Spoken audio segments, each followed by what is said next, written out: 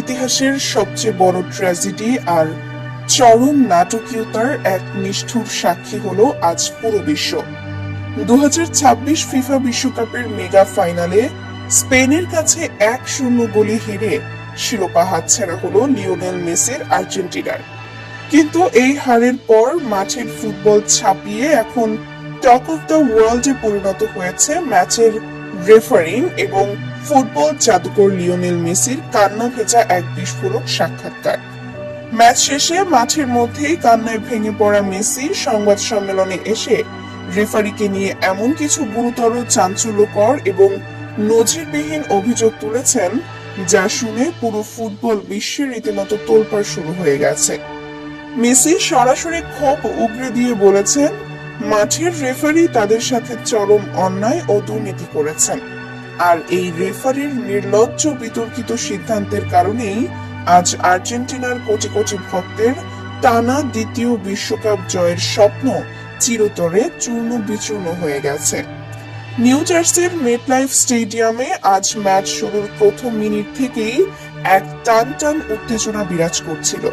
পুরো গ্যালারি জুড়ে ছিল আকাশী সাদা আর লাল জার্সির বুনো উন্মাদনা। বিশ্বজুড়ে শত শত কোটি মানুষের চোখ ছিল টিভির পর্দায়। সবারই একটাই প্রশ্ন ছিল, মেসি কি পারবেন তার শেষ বিশ্বকাপে টানা দ্বিতীয়বারের মতো সোনালী ট্রফিটা উঁচিয়ে ধরতে, নাকি স্পেনের তরুণ তুর্কিরা ছিনিয়ে নেবে বিশ্বজয়ের মুকুট? নির্ধারিত 90 মিনিটের খেলায় কোনো দলই গোল করতে পারেনি ঠিকই, কিন্তু মাঠের লড়াই ছিল চোখে পড়ার মতো। একদিকে স্পেনের লামিনে ইয়ামালদের একের পর এক ভয়ঙ্কর আক্রমণ, স্প্যানিশ টিকিটকার জাদুকরি পাসিং, আর অন্যদিকে আর্জেন্টিনার বাজপাখি খ্যাত গোলরক্ষক এমি মার্টিনেজের একের পর এক অনবদ্য সেভ ম্যাচটিকে এক মহাকাব্যিক রূপ দিয়েছিল। প্রথমার্ধ থেকে রেফারি যেন এক অদৃশ্য পক্ষপাতিত্বের খেলায় মেতে উঠেছিলেন। মাঠের চিত্র পরিষ্কার বলে দিচ্ছিল যে রেফারি আজ কোনো এক অদৃশ্য সুতোর টানে পরিচালিত হচ্ছেন। স্পেনের খেলোয়াড়দের করা অনেক বড় বড় ফাউল, এমনকি বক্সের ঠিক বাইরে মেসিকে করা মারাত্মক ট্যাকল গুলোও রেফারি অত্যন্ত সুকৌশলে এড়িয়ে গেছেন। অথচ আর্জেন্টিনার খেলোয়াড়দের সামান্য ট্যাকলেই তিনি বারবার বাঁশি বাজিয়ে খেলার স্বাভাবিক গতি নষ্ট করেছেন। রদ্রিগো ডি পল এবং ম্যাক অ্যালিস্টারদের মধ্য মাঠে দাঁড়াতেই দেওয়া হচ্ছিল না। প্রতিবার বল পজিশন নেওয়ার লড়াইয়ে রেফারি স্পেনের পক্ষে সিদ্ধান্ত দিচ্ছিলেন বলে গ্যালারিতে থাকা হাজারো আর্জেন্টাইন সমর্থক বারবার দুধ্বনি দিচ্ছিলেন। কিন্তু খেলার ভাগ্য সম্পূর্ণ বদলে যায় এবং ফুটবলের সবচেয়ে বড় অন্যায়ের মঞ্চ তৈরি হয় দ্বিতীয় অর্ধেকের অতিরিক্ত সময়ে, ঠিক যখন ম্যাচের বয়স 90+3 মিনিট। ম্যাচ যখন গোলশূন্য ড্র নিয়ে অতিরিক্ত সময়ের দিকে গড়াচ্ছিল, ঠিক তখনই ঘটে সেই চরম বিতর্কিত ঘটনাটি। আর্জেন্টিনার মাঝমাঠের প্রাণ এনসো ফার্নান্দেজ একটি সাধারণ ট্যাকল করতে যান স্পেনের মিডফিল্ডারের পায়ে। এটি এমন কোনো ফাউল ছিল না যার জন্য সরাসরি লাল কার্ড দেওয়া যেতে পারে, বড়জোর একটি সাধারণ হলুদ কার্ড হতে পারত। কিন্তু রেফারি বিন্দু মাত্র সময় নষ্ট না করে VAR চেক করার কোনো প্রয়োজন মনে না করেই সরাসরি পকেট থেকে লাল কার্ড বের করে এনসো ফার্নান্ডেজকে মাঠ থেকে বের করে দেন। এই সিদ্ধান্ত দেখে পুরো স্টেডিয়াম এক মুহূর্তের জন্য স্তব্ধ হয়ে যায়। কোচ লিওনেল স্কালোনি টাচ লাইনে দাঁড়িয়ে রেফারির এই সিদ্ধান্তের তীব্র প্রতিবাদ জানান। সাইড লাইনে থাকা বদলি খেলোয়াড়রাও মাঠে ঢুকে রেফারির কাছে VAR দেখার আবেদন করেন, কিন্তু রেফারি ছিলেন তার সিদ্ধান্তে অটল। ফুটবল বোদ্ধাদের অনেকেই বলছেন, ফাইনালের মতো এত বড় একটি মেগা ম্যাচে এবং এত গুরুত্বপূর্ণ একটি সময়ে অমন একটি সাধারণ ফাউলের জন্য সরাসরি লাল কার্ড দেওয়াটা ছিল সম্পূর্ণ অন্যায্য, উদ্দেশ্য প্রণোদিত এবং পক্ষপাত দুষ্ট সিদ্ধান্ত। ওই একটি কার্ডই পুরো ম্যাচের মোড় ঘুরিয়ে দেয়।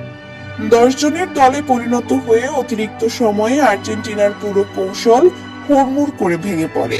ক্লান্ত শরীরে 10 জন খেলোয়াড় নিয়ে স্পেনের মতো একটি পজিশন ভিত্তিক দলের আক্রমণ ঠেকানো প্রায় অসম্ভব হয়ে দাঁড়ায়।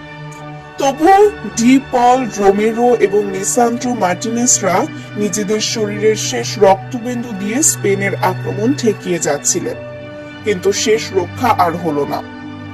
ঠিক এই সুযোগটি কাজে লাগিয়ে অতিরিক্ত সময়ের 106 মিনিটে স্পেনের উইঙ্গার ফেরান তোরেস বক্সের ভেতর থেকে আচমকা এক বিদ্যুৎ গতির শটে জয়সূচক গোলটি করেন। বল যখন জালে জড়ায় তখন পুরো মেটলাইফ স্টেডিয়ামে পিনপতন নীরবতা। 10 জনের দলে পরিণত হওয়া আর্জেন্টিনা শেষ দিকে নিজেদের সর্বস্ব দিয়ে চেষ্টা করলেও আর খেলায় ফিরতে পারেনি।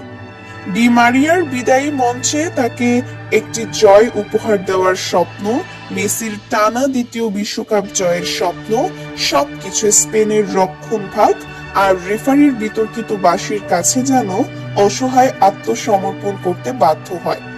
ম্যাচ শেষের বাঁশি বাজার সাথে সাথেই যেখানে স্পেনের শিবিরে শুরু হয় বুনো উল্লাস, সেখানে আর্জেন্টিনার ডাগ আউটে দেখা যায় এক হৃদয় বিদারক ও স্তব্ধ করা দৃশ্য।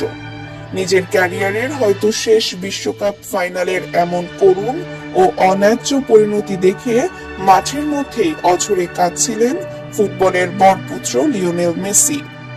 যে মেসিকে ফুটবল বিশ্ব চেনে এক শান্ত এবং অবিচল জাদুকর হিসেবে, সেই মেসি আজ শিশুর মতো কাঁদছিলেন। সতীর্থরা তাকে সান্ত্বনা দেওয়ার চেষ্টা করলেও মেসির চোখ থেকে জল কোনোভাবেই থামছিল না। এমিলিয়ানো মার্টিনেজ মাটিতে মাথা ঠুকে কাঁদছিলেন। কোটি কোটি সমর্থকের হৃদয় ভেঙে চুরমার হয়ে যায় তাদের প্রিয় তারকার এই বুক ফাটা কান্না দেখে।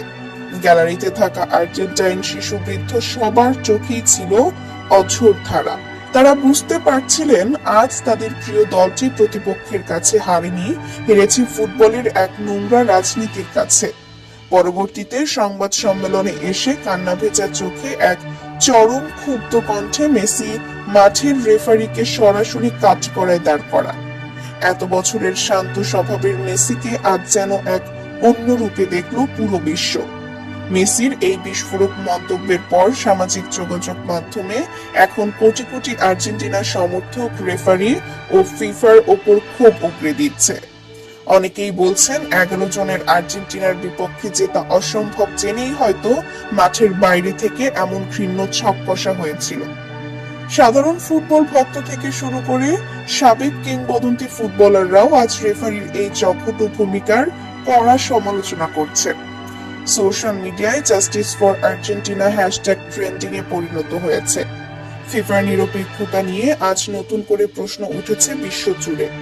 সবাই দাবি করছেন ফুটবলের সৌন্দর্য রক্ষার্থে অবিলম্বে এই দুর্নীতিবাজ রেফারির বিরুদ্ধে শাস্তিমূলক ব্যবস্থা গ্রহণ করা হোক। ভিডিওটি ভালো লাগলে একটি লাইক দিন এবং ফুটবল বিশ্বের এমন সব টাটকা, এক্সক্লুসিভ ও চাঞ্চল্যকর খবর সবার আগে পেতে চ্যানেলটি এখনই সাবস্ক্রাইব করে পাশে থাকা বেল আইকনটি বাজিয়ে রাখুন।